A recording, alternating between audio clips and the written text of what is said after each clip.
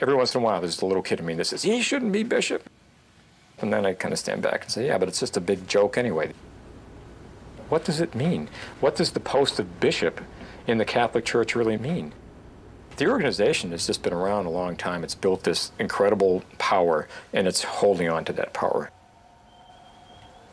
It is more concerned with maintaining that power than it is in actually carrying out the mission that it says that it's all about. It's not the religion, and it's not all the priests, and it's not all the people who go to church. It's the guys at the top.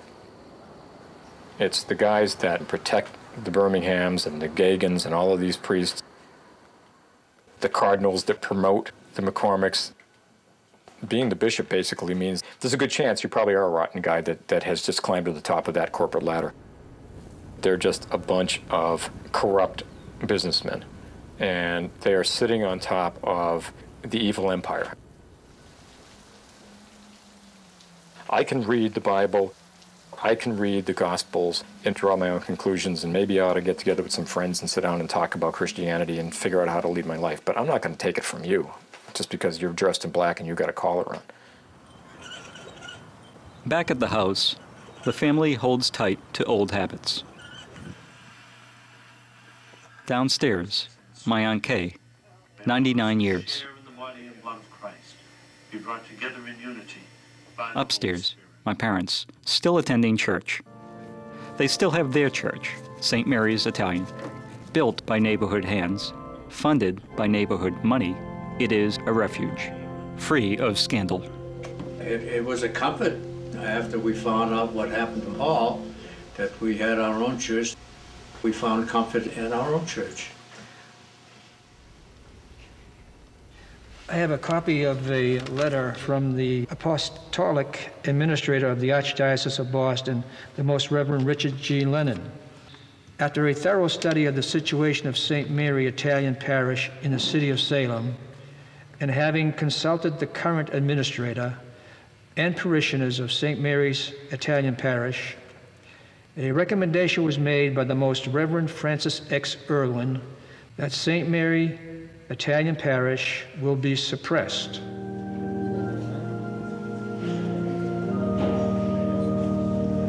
This is for funerals. My mother has died, my father died. They were both buried from here, from this church. And every time I come in this church, I look and I can see everything that everybody did, all the names of all the people. I see my father's painting up there, and it made him live in that. The goods and obligations of St. Mary Italian Parish become the goods and obligations of the Archdiocese of Boston. We gave these gifts to God, all these names, gift of. They are taking it, they're stealing the gifts. And to have this church being taken from us is a sin. It's a big sin.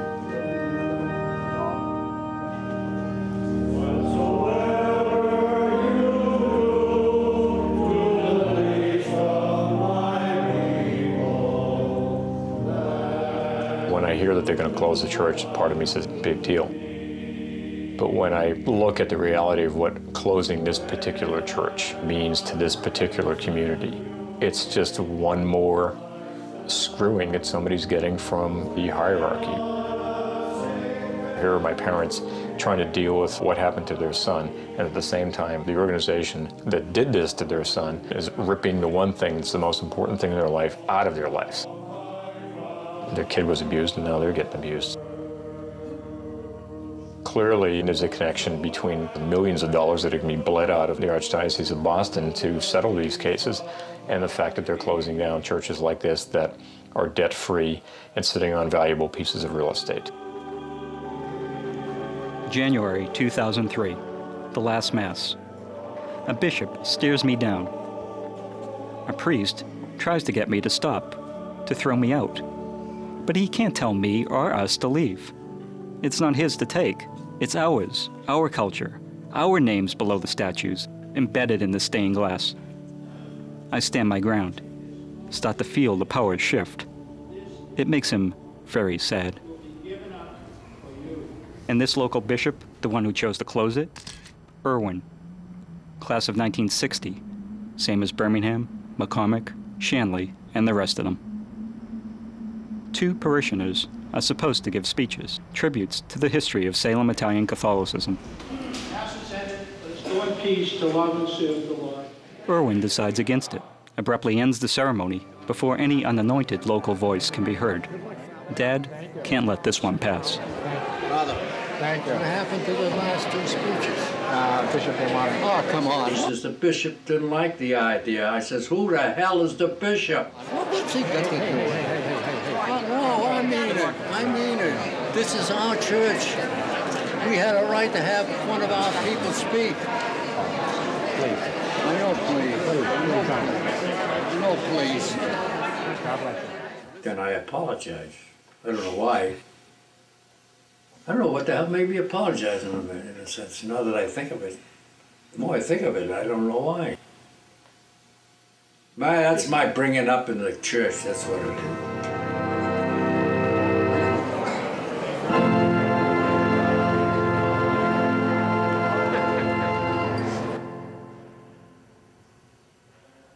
Initially, when I talked to Mom and Dad about this, they were supportive and they wanted to do something, but they would be defending the church. You know, that actually pissed me off sometimes. I think, you know, how can after what I've told them about what happened to me, how could they still be going to church and giving money to these people?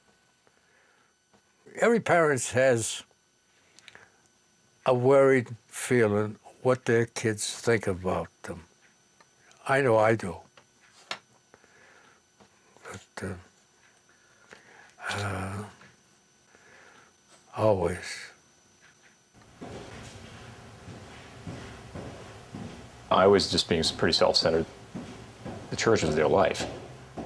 Now that they know that sexual scandal has happened to so many people and they saw the reaction of the archdiocese, then having their church taken away from them. I think that my relationship with them has changed. The reason we go to church, it's what you have to remember, it's been instilled in us since we were born. Well, I was brought up that I believed in everything, but now things have changed. I go along with what's going on. I mean, it's wrong. I don't believe all these priests are doing it wrong, but they are ones that did it are like getting punished. But I still have my faith, and that's why I do go to church, and that's how I express it. Is it the same? No. I lost my church. I lost my, my brother was... Lost part of him. Right. I lost my brother, part of my brother, Paul and I are not going to go back to church. I know that. How do you feel about that? Well, it hurts. It hurts. It hurts. you saw when nothing went on. If that's how you feel, you don't go to church. That's your life. I can't tell you what to do. I never interfered with your thinking, did I? I never said, no, you shouldn't do this or you shouldn't do it, because I had no reason to doubt you. You ended up, to me, you ended up my wonderful children. You figure whatever happened to Paul, you're holding that all against, you're holding that against God. No, but, well, you don't go to church. I can see God without church. Yeah, well, that's true too. It's not the church, it's just me. Mm-hmm. That's the way I express my faith. I still have doubts about when I go to church. I look in the altar and I see these men and these priests. I can believe God. I don't know God. Oh, I know that. I know that, Joseph. You don't go to church. Did I ever argue to that you're on the church? Did I ever say anything to you because you don't go to church? No. Oh, well, because it's your life. You do what you want. Do you think we need priests to get ourselves to wherever that other place is, or can we just do it by kind of following a good life? Well, I suppose you could say that. Well, what's the old saying? Is God is everywhere? I'm not going to go to hell now because I went. No, you ain't going to hell. I'll save a place up there for you.